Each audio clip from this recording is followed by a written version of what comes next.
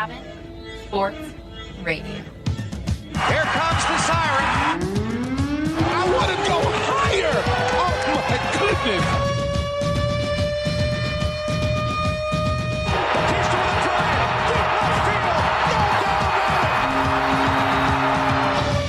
Will defend. Oh!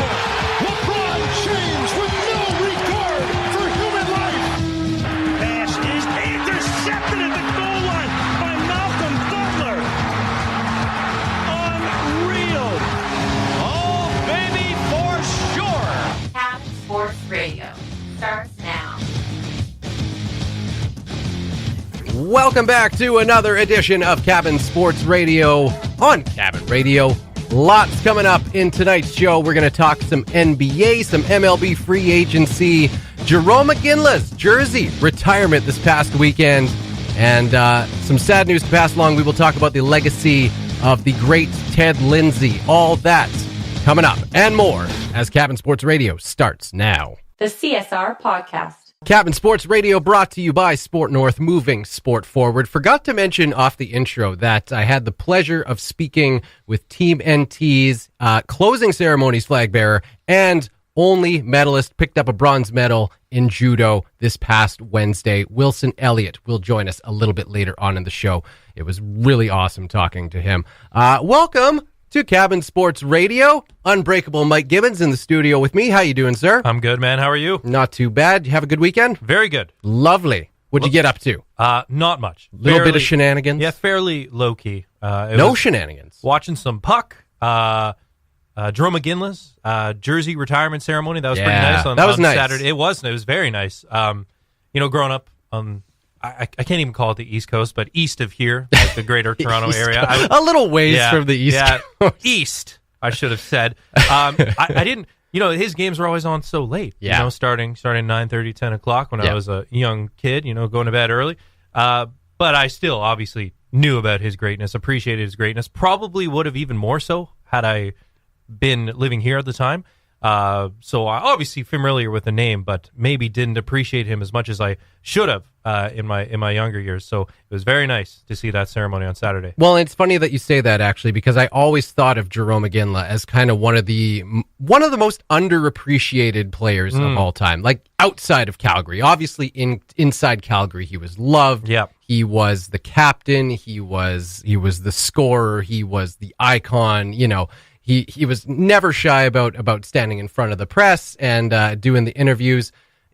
Off the ice, you got the impression he was one of these guys that just always had time for autographs and always the big smile on his face.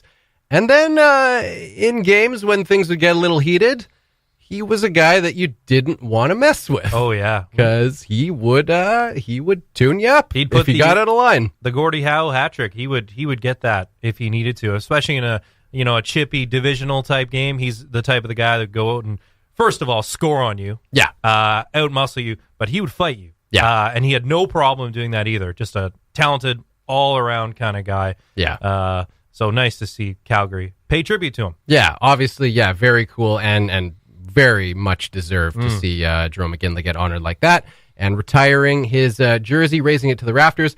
Also really cool to see his old buddy and line mate Craig Conroy in there doing the induction. And speaking of amazing smiles, my God, that guy just has a smile that like bursts off his face. And you could really see the friendship between him and Jerome is still very strong, and he could not have been happier to be there doing that induction with him. Of course, they were part of that 2004 Calgary Flames team that went to the Stanley Cup Finals and just fell short against the Tampa Bay Lightning.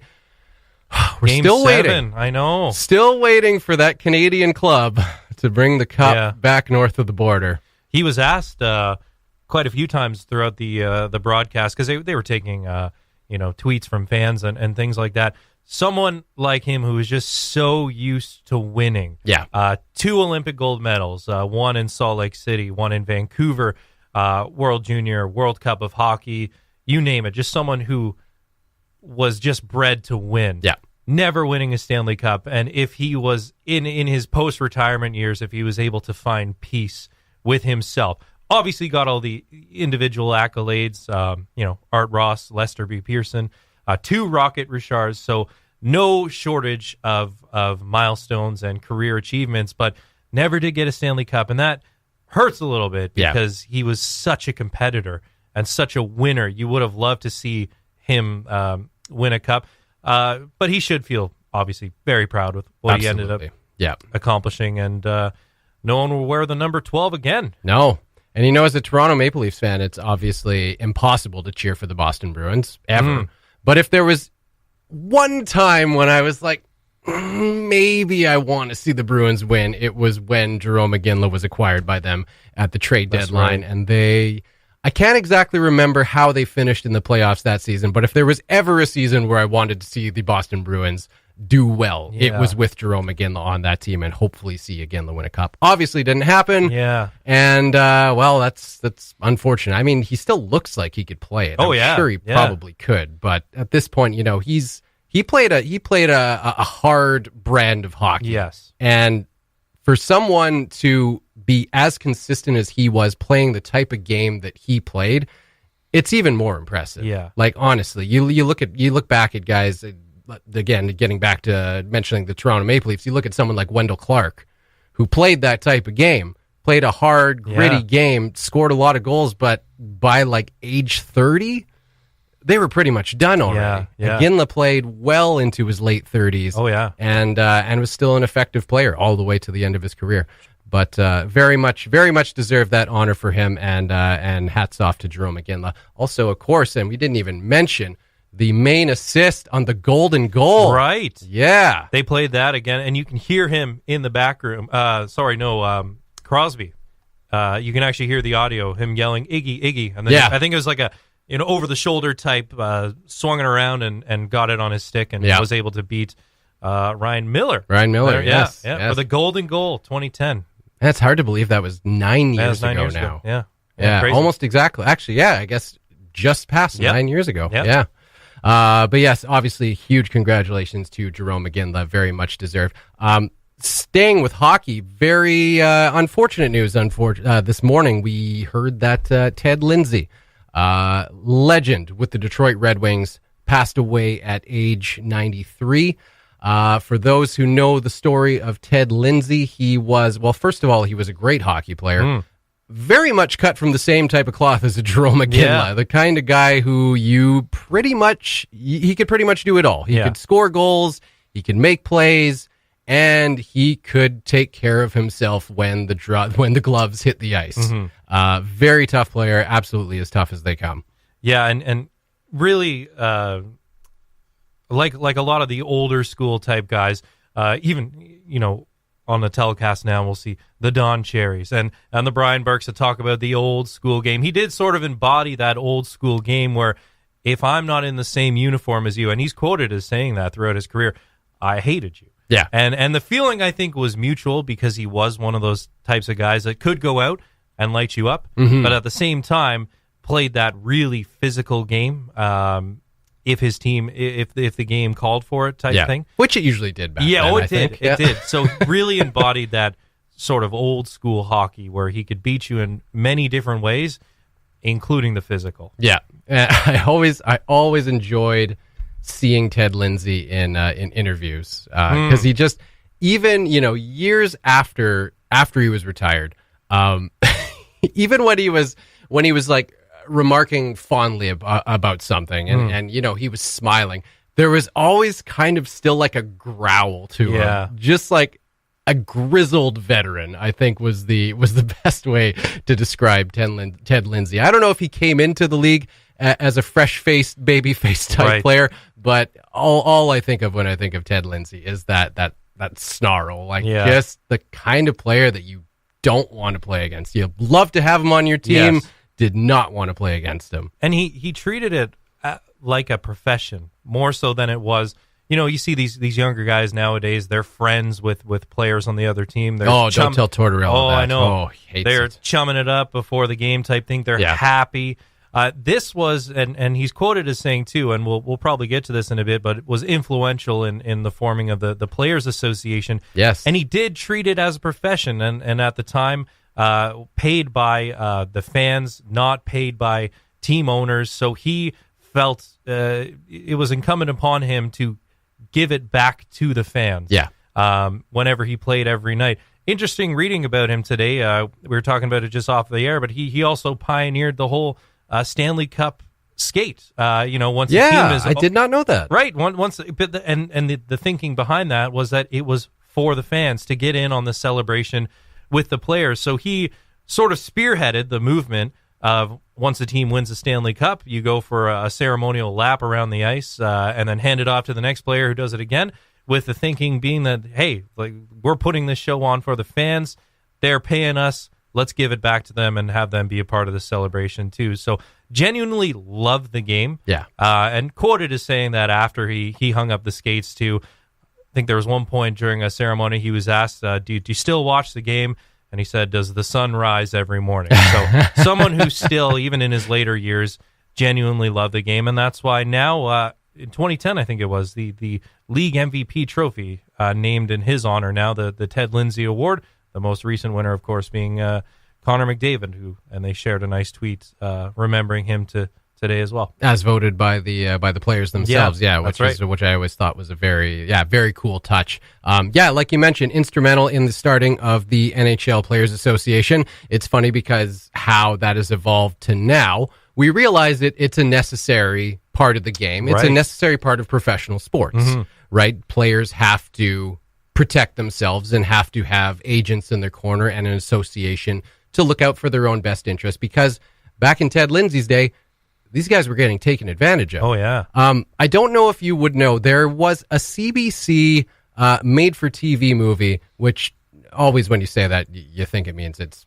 not worth watching. This one was really good, though. It was a movie called Net Worth.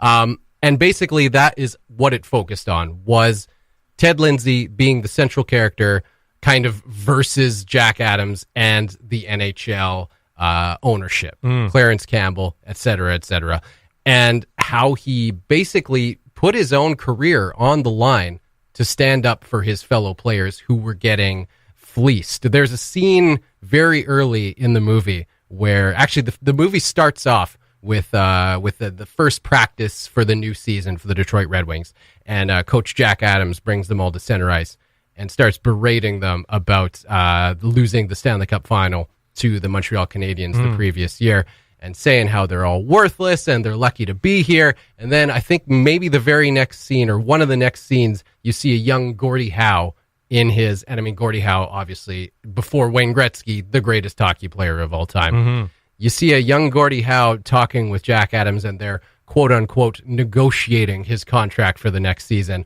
They're talking about how $12,000, that's a pretty good salary. Yeah. Wouldn't you agree, Gordie? And he's like, yes, Mr. Adams, I agree. And he's like, okay, well, I'm going to, you had some good numbers, but not great for Gordie Howe. So you just write down on that contract what you think you're worth this year, and I'll stick my neck out for you. So the sheepish little Gordie Howe writes $13,000 and kind of meekly pushes the contract back. And it's just, it's crazy to think about how different that time was when there was no representation for players, right? These were mostly guys who came straight off the farm. Yeah. Really didn't have any money, came from nothing.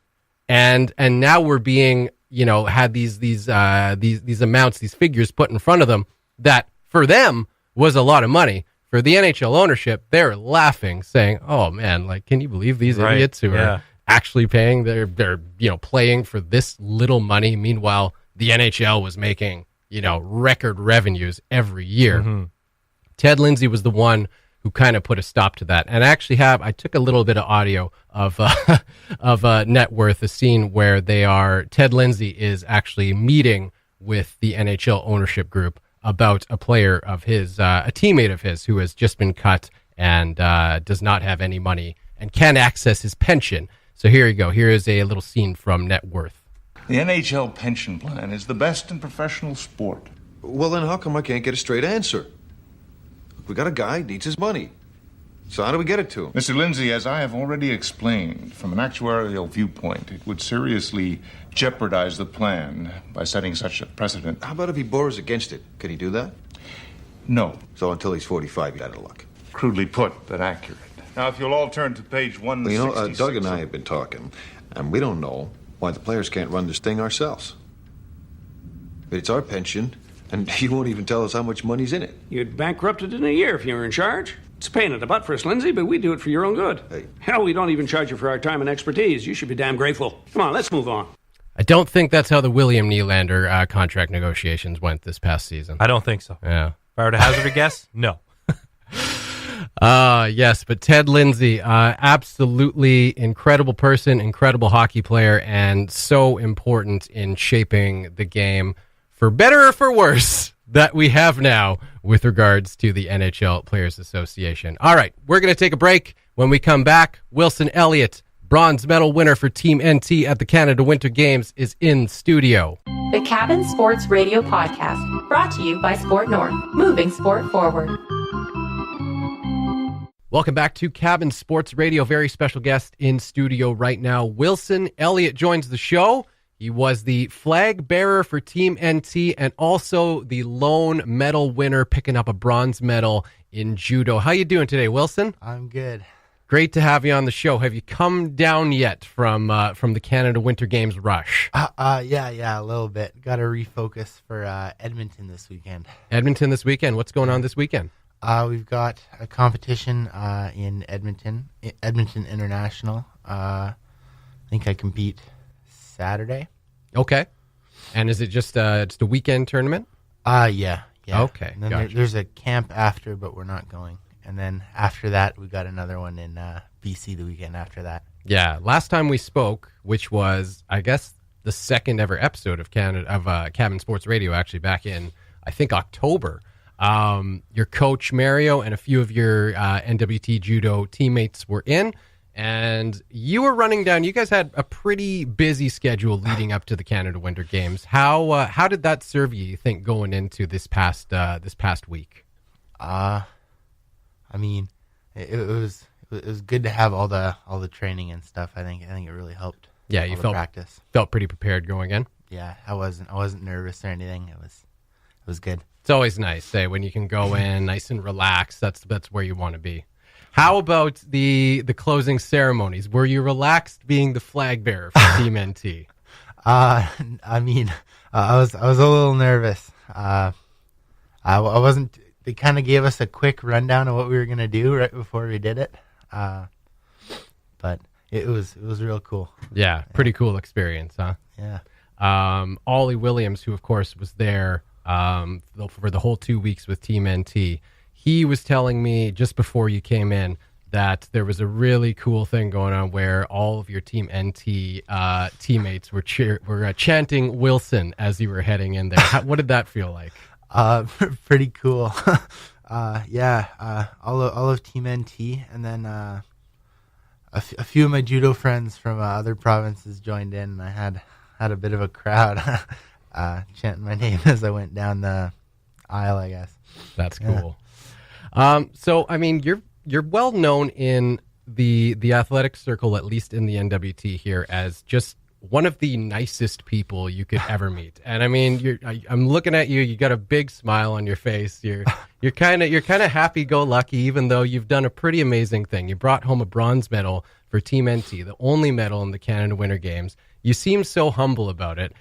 I got to ask the juxtaposition in your mind between being that kind of person, like being a genuinely nice, friendly person, but you're in a sport where you're throwing people around, and that's the whole goal. What do you have to kind of prime yourself and get yourself into a different mindset? I mean, not really. It's kind of weird getting. I found it was really weird getting into judo. I never wanted to throw anybody. I had trouble with it. But the people are kind of, everybody's kind of there for that, right? Yeah. So they're choosing to, when they step on the mat, they've chosen to fight you. And if you go hard and finish them quick, then that's the nicest thing to do, I think. Just finish them off quickly, just like a nice guy would. Right, yeah. So how did you've been involved in judo for how many years now? 6 or 7. I think 7. Okay. So when you first came in, how did you get over that? Like you say, it's not a natural, and it doesn't strike me as a natural part of your personality to be wanting to throw people down onto the mat and, beat someone physically. Not literally beat them, right, but, defeat them in a physical way. It just does not seem like part of your demeanor. How did you get over that to start? I don't know. Just again, they're there for that, and so am I. Right? I don't know. Just kind of just you realize that that's what you do, and right. Okay. Right. So do you think kind of when you get in there, like now it's just obviously kind of natural to you, I imagine, right? You practice pretty regularly. You guys train pretty hard. You're competing against teammates in practice who I imagine you're throwing to the ground sometimes pretty hard. Yeah. So how do you feel about the potential of going further with with judo in particular? I don't know. I guess I've got quite a bit of I got a bright future in judo, I think. But I'm not too sure how far I'm going to go with it yet. Yeah. Still got a lot of choices to make this year. They want me at the National Center next year if they can get me. Right. So. Do you feel like it's something inside that you want to pursue, or is it kind of something where you've kind of found something that you're good at and you just want to roll with it and maybe see how far it goes? Yeah, I guess it's fun. But I don't know how far I can take it. It would be interesting to see how far it goes. Your coach Mario has uttered the O word before, maybe like 6, 7, 8 years into your future. How do you feel about that? Does it feel like a lot of pressure, or is that something that you yourself think that, maybe with some more training, a few more years of experience, that's something that's a realistic possibility and something that you might actually want to pursue? I definitely think it's a possibility. I think I could do it. I'm just not too sure. I don't know. I guess where I'm going in life. Yeah. But I think I could do it. Yeah. So you're graduating from high school this summer? Yeah. Okay. And what's next for Wilson? Are you just kind of gonna take the summer, see how you feel about things, and then just kind of see where things go from there? Yeah, that's the plan so far. Yeah. But yeah, there's lots of choices. Is NWT Judo, is it still like a pretty busy schedule through the summer, or is there kind of a break at all? Usually it stays pretty busy, but past couple years, I've been doing like day camp and stuff over the summer. So, okay. Haven't had as much time for training and stuff, but yeah. Another thing that Ollie mentioned to me off the air that I had no idea was that your entire competition took place in one day. Yeah. Correct? You had your preliminaries and then like the semifinals and the bronze medal match all on the Wednesday. Yeah. What was that like? Besides exhausting. I don't know. All judo competitions are usually like that. Like you show up, you weigh in the night before, and then you go do all your fighting in one day. So that's kind of what you're used to then. It's kind of how you prefer it then? Yeah. Okay, I see. It's nice to, I don't know, you prepare yourself for a while, and then you just go and do it, and then you're done, right? So one of the things I find most interesting is the mutual respect between competitors. And I mean, with every sport, you need to have a competitor to have the game, right? That's just kind of the way it goes. So there should, in theory, be a mutual respect. But a lot of times in hockey, in baseball, and soccer, there's not always that same level of respect. But with something like judo, where it's so personal, it's one-on-one, I'm always blown away by the amount of respect, despite how intimate it is. Do you ever have kind of issues with that? Not necessarily issues, but when you're kind of in the heat of the moment, is there like part of you who that kind of wants to be like, oh, I just want to, like, do you ever like get into that red zone where it's like, I don't know if I'm taking this too far or something like that? Or is it just kind of the instinct because of the discipline takes over? Judo's a lot easier when like you're like thinking clearly and stuff, right? Right. So, I mean, when I started, it was a lot like that. You just kind of want to let loose on the other guy, but then you get all sloppy and stuff. Right. But so it's kind of a weakness, actually, if you allow your mind to drift into, what you would like to do as opposed to what you should be doing. Yeah, sometimes. But there's other people in judo that when they get mad, they get pretty scary. Yeah. Yeah. One more question.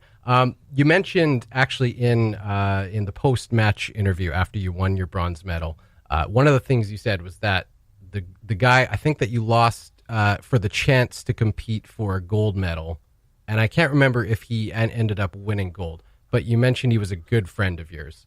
Yeah. How tightly knit is the judo community from coast to coast to coast? I mean, you kind of like when you go to training camps and stuff, you train with the people that are like kind of your age and your weight, if right. you can, right? And then they do the same. So you kind of meet like you get really close with the people kind of around your age and weight, right? And then they know other people, so you meet them and stuff. But it's like you said, there's like the respect and stuff in judo, and it's a lot easier to or like you build trust at training camps, kind of, right? Right. And like when you're doing like stuff like arm bars and stuff, takes quite a lot of trust to let them get close to snapping your arm, right? Yeah. Yeah, I don't know. You spend like entire weeks hanging out and doing that kind of stuff with people. So you're kind of forced to get close, I think, but it's cool. What did it feel like in the moment, losing that match to possibly go to the gold medal match? Again, this is a good friend of yours, but at the same time, you're in this very personal battle, and you've just been defeated. Is it still kind of like, you got me, or is it kind of like, I can't believe you just beat me? Like, is there a moment where the friendship kind of goes out the door until the match is over? I guess, yeah. I was when I got thrown, I was pretty frustrated when I got thrown, but it was a good throw. So he did a great job, and he got me good. Yeah, I don't know. So then you just kind of got to tip your cap to them, and yeah, no, it was pretty good. Yeah. Are you constantly learning every competition you're in? Yeah, like almost everything you do in judo is a learning experience. Yeah. And I know I said one last question already, but I'm really enjoying talking to you. So this will, I think, be the last question. Have you ever considered any other martial arts like jiu-jitsu or boxing or anything like that? Is there any will to expand that arsenal, or are you pretty passionate about judo in particular? A couple of years ago, I wanted to get into jiu-jitsu a little bit, but the schedule for jiu-jitsu and judo never really worked out, so I didn't get into that. Okay. And then the vice principal at my school was he's been trying to get me into wrestling. Okay. But, I'm kind of interested, but I mean, can't get around the outfits, I guess. But It's not pro wrestling, right? It's you don't have to wear a mask, and there's no wings or anything like that. Yeah, okay. Yeah. Just wanted to make sure you knew the leotard or whatever. Quite a big change of clothing from judo with the baggy pants and kind of like a little different from the gi. Is it called a gi? Yeah, in judo. Yeah. Okay. All right. So, following up on that. This, I promise you, will be the last question. Any aspirations for mixed martial arts? Are you a fan of that sort of thing? Is there any will to go down that path, or what do you think about that? I definitely like to try some MMA. I did a judo summer camp this year, and we got to do some like kickboxing with it, and it was tons of fun. Yeah, it was lots of fun. Nice. I don't know. I feel like my judo skills would help in that, so I wouldn't be like starting fresh. Yeah. Well, yeah, you're building on a base, right? Yeah. Awesome. Well, so great to talk to you, Wilson. I am going to let you go because I feel like I could talk your ear off about that experience and just hearing all and everything you have to say about it. But congratulations again. Bronze medal winner Wilson Elliott and the flag bearer for Team NT in the closing ceremonies. Thank you so much for joining us tonight. Thank you. Cabin Sports Radio. Cabin Sports Radio brought to you by Sport North, moving sport forward. Now, this has been a bit of a strange NBA season, and we say that because it's looking like we're not going to see the biggest name in national basketball in the playoffs.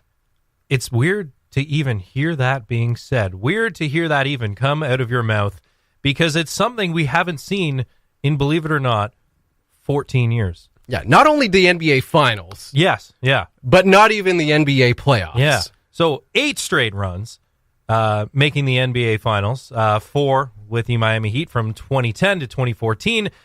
Followed that up with another 4, including the last one with a not-so-good Cavaliers team after Kyrie Irving was traded off to Boston, and then in exchange for Isaiah Thomas, who was then shipped out to the Lakers in exchange for parts and pieces. Kevin Love was injured. He beat a pretty good Boston Celtics team in the Eastern Conference Final. This would have been last year. Yeah.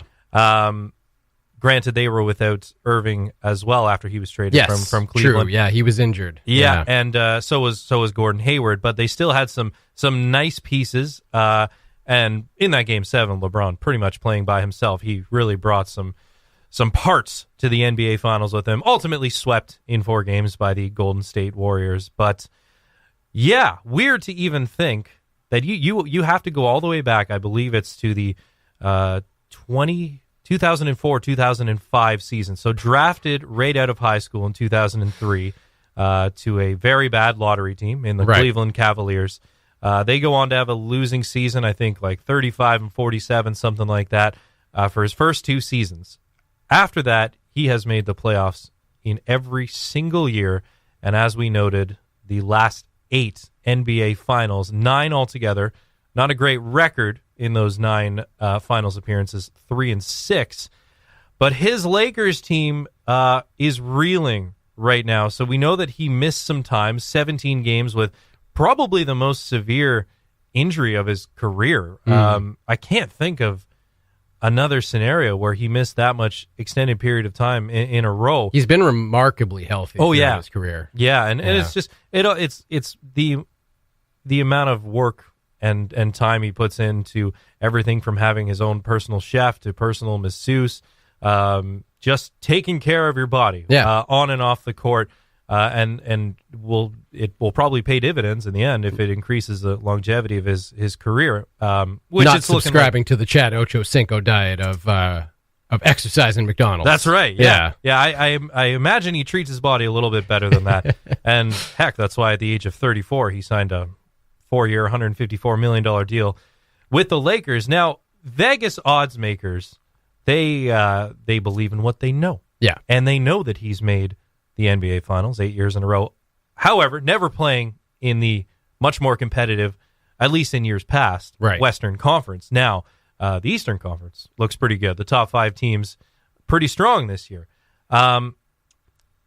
So at the very least, I think a lot of people were expecting them to be in sort of like that 4 to 5 type seed, right? Fighting for home court playoffs. Like that was a very legitimate goal for them to hit at the start of this season. Yeah. And they were on pace for that until he went down. It was actually the Christmas Day game against the Warriors, goes down with that groin injury, and they have been just reeling ever since. Did not play great without him. And now that he's back, despite the fact that he's almost averaging a triple-double in those games back, he's been back for 10-plus games now, just not getting W's. So they've lost 2 in a row, 7 of their last 10, and they now sit 4.5 games back. I think they'd have to leapfrog both the Kings, the perennial laughingstock of the Pacific Division, in ninth place, and then DeMar DeRozan and the San Antonio Spurs holding down the 8th position. So it's like in the NHL, you just got so used to seeing a team like the Detroit Red Wings for, 22 years in a row. Right. You could just bank on them being one of the 8 teams in the Eastern Conference making the dance. We have just become so accustomed to seeing LeBron James in the playoffs, and it's looking like it might not happen now. And doesn't that really put it into perspective? Like you mentioned, the Detroit Red Wings, 22 seasons in a row making the playoffs, and from an NHL perspective, it was like, that's amazing. We probably won't see that again. The St. Louis Blues had a similar run before their playoff appearance run ended. Of course, they didn't win any cups in that time. Detroit won, what would it have been, 4? I think 4, 97, 98, 2002, 2008. So, I mean, a bit of a difference there. So they had a degree of success beyond just making it to the dance. Mm-hmm. But does that not put it into such perspective that is such a feat in the NHL? And then you look at the NBA, and there's one guy who has made not only the NBA playoffs for how many years in a row, he's made the NBA Finals for, what is it again, 9 years in a row? 8 years in a row. 8 years in a row. 9 overall. It's unbelievable. But it feels like if this were the year for that streak to be snapped, this is it. Yeah. Suffering the worst loss of his career on Saturday. The way they broke that down was they lost to the Phoenix Suns, a team they definitely should have beat. It was a close game. Phoenix has a record of 13-51, which is a winning percentage of .190. After 25 games, LeBron James-led teams have never lost to a team with a win percentage rather, of .190. So it truly was the worst loss in a late season game that he has ever experienced. Yeah. And this was coming off of a closely fought game, a home game against the Milwaukee Bucks, where it looked like maybe they were turning it around. They got a win against the Pelicans, limited minutes for Anthony Davis, and LeBron had, quote-unquote, activated playoff mode. A lot of people are saying layoff mode because Ingram has played well. Brandon Ingram has played well alongside James. Kyle Kuzma has played in spurts. But it just seems like this whole Anthony Davis thing blew up and they didn't reel him in come the trade deadline, that they've just been in a tailspin. This is a young team, and to hear all of their names thrown around like they would have in all these trade rumors, the Lakers were reportedly prepared to trade everyone and their dog. 8 different rotation players at one point listed, up to 4 picks, and they just haven't been able to beat that distraction, and it looks like it might be their Achilles heel as it relates to the 2018-2019 season. End of an era, and like you just mentioned, the San Antonio Spurs sitting in 8th place. Isn't that also indicative of, wow, we are in a different era, or entering a different era as far as the NBA goes? Another team that was, perennial playoff appearance or performers, and now, who knows, might not make it. Right up there with the the great dynasties, like the New England Patriots, for instance, dynasty for decades. Absolutely. Two decades of consistent winning. 5 championships, I believe, the Spurs were able to reel in that time. So, yeah, and they're just on the cusp, too. And you got a young team like Sacramento potentially sneaking into the fold. Them, you could actually make the comparison to Detroit Red Wings as far as, just, excellence and always being in the playoffs. Maybe not always making it to the finals, but always being in the conversation. We're going to switch gears to the MLB now because we were talking a few weeks ago about how strange it was that some of the biggest names in free agency had not been signed yet. Those names that we spoke of have been signed. It was a very weird. You saw a number of marquee players around the league. Justin Verlander, one of the most vocal, criticizing the non-competitive teams for ruining the league, not committing dollars to people, and we really saw a stalemate for the longest time. And you don't see that in the NBA, in the NHL. As soon as free agency hits, which we know is July 1. You see the big guys fall almost immediately. They're the first domino to go, and you see all the other second-tier players sort of go after that. But Bryce Harper finally signed a mammoth of a contract officially with the Philadelphia Phillies on Saturday. 13 years, $330 million. This coming after Manny Machado earlier in mid-February, 10 years, $300 million. And the last of the three big names, really, that we were sort of waiting on, Nolan Arenado, last Tuesday. So since our last show, 8 years, $260 million. So Harper going to the Phillies, Arenado going to the Rockies, Manny Machado going to the Padres. Arenado, the only one sticking around. He signed a contract extension with the Rockies, the other two switching teams. If you head to thescore.com right now and you go to the MLB section, you will find a very fun article from a former Yellowknifer. That's right. Cut his teeth right here with you and I at CJCD as the, the last sports reporter. That's right. That they had there. Yeah. Tom Rominski. He is now writing for The Score, and he is doing a fantastic job. He put together a fun article basically breaking down exactly how ridiculous these contracts are. Yeah. Leads it off with a fun fact here. Each one of these players could buy a new Ferrari every week for the duration of their new contracts. They could go on a week-long trip to Paris 21 to 25 times for just a single at-bat. At-bat, yep. And Tom goes on to say, still not impressed. Hold your breath for 1 minute. The trio just made $166 collectively in that time. Yeah. And there it is. Yeah.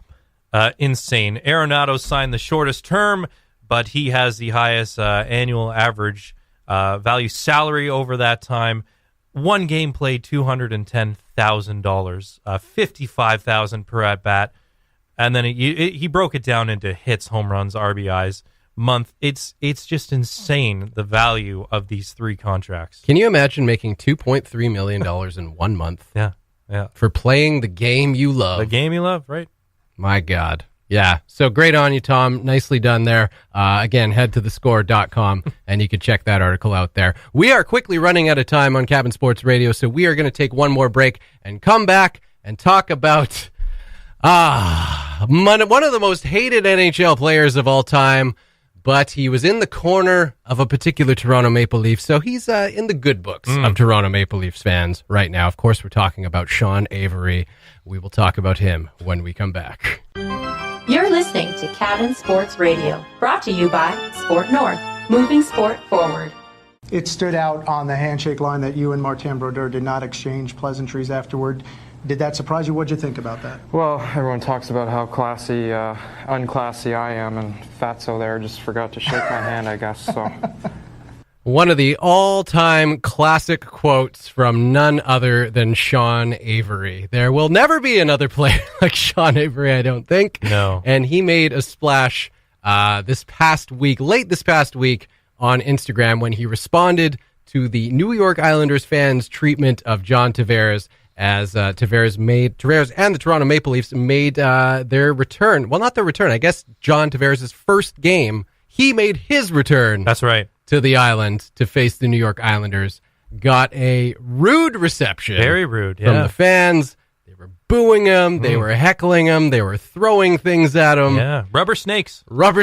They were calling him all kinds of names. Even after there was a couple of Islanders sports journalists who kind of tried to get ahead of it, and they were like, we know this is heated. We know this is a sensitive thing. He was our captain. We feel, or some feel like he kind of abandoned us and, jumped ship to Toronto. But hey, this guy put in some good years for us. Yeah. He was a classy guy all the way. He was a professional. Let's give him a warm welcome. Clearly that message was not received. It fell on deaf ears. And normally you would see that. I think of the time that Matt Sundin left the Maple Leafs, right? Like he had that really emotional face-off. They booed him, sure, throughout the course of the game. But even during Tavares' video tribute, there was nothing. Yeah. And I think of the one, I remember that face-off that Matt Sundin took afterwards because he was crying on the bench. Yeah. Because they for that brief period of time anyway, showed him a little love. And they've since treated him very nicely. But when he touched a puck, boom. But he didn't even get that, Tavares, on Saturday night. They were pretty merciless. And it seemed like the sense from, and I mean, booing is heckling opposing players, especially the opposing team's star player, is part of the game. It's how fans get involved in the game. It's how they, have a little bit of fun and create an atmosphere that makes it not so welcoming for an opposing team to come in, which is what you always want to do as the home crowd. Winnipeg Jets fans, for example, have made themselves virtually famous by doing this. Yeah. They pick the one player, the star player from the opposing team every game, and every time he touches the puck, they boo him. Yeah. And it's not necessarily a malicious thing. It's kind of a, hey, we recognize you're the one that we want to rattle, that you are the most important player to your team. And if we can get inside your head, then we are potentially making a difference that helps our team win. But it's a bit of a term of endearment thing. And I think there is a sense that this was not the case with John Tavares going to the Island. It was a bit more on the malicious side. Yeah. I'm sure if you were to ask a New York Islanders fan, they'd be like, you're just being too sensitive. But that seemed to be the general feeling and what was kind of different about Tavares' return to the New York Islanders. Heaven forbid someone actually fulfill a contractual obligation, right? As he did. He didn't demand a trade. No. He was the captain for the team for however many years, played with them for almost a decade, right? Yes. Didn't publicly demand a trade, force anyone's hand, get in any trouble outside of the game. He fulfilled his contractual obligation. And free agents, like he was in this past summer, are allowed to make those decisions. But of course, fans will be passionate. And God forbid you return home to play for your hometown team that you grew up cheering for. That's right, yeah. It's not you didn't leave for a division rival or the Devils or the Rangers, which, sure, I would have understood that a bit more. Absolutely. Yeah. Come on. So Sean Avery, of course, played for the New York Rangers for a good portion of his career. That was where he made the Avery rule happen, where, of course, he turned and faced Martin Brodeur to screen him rather than facing the play. Yeah. And the NHL actually created a rule that you couldn't do that after that. He is an enigma. He was always controversial, but always full of great quotes. And he continues that to this day, as the day following the Leafs' return, or John Tavares' return to the Isle, and the Leafs getting pummeled 6-1 in that game. Sean Avery had some things to say about how the Islanders fans treated John Tavares. So we are out of time. We're going to say goodbye, and we will let the words of Mr. Sean Avery play us out. Catch you next week on Cabin Sports Radio. The New York Islander fans calling John Tavares a snake, throwing snakes on the ice. Who the are they kidding? That guy played 10 years in that dump with those fans. Didn't say a word, was a great captain, never got arrested. Didn't say boo. You losers want to ruin his night coming back to play for you guys. What was he supposed to do? Lie during the season? Or was he supposed to give the answer that all athletes give when they know they're not coming back to a team? You greasy Islander so you guys get out cheered in your own barn by Ranger fans every time the Rangers play the Islanders in Long Island. You.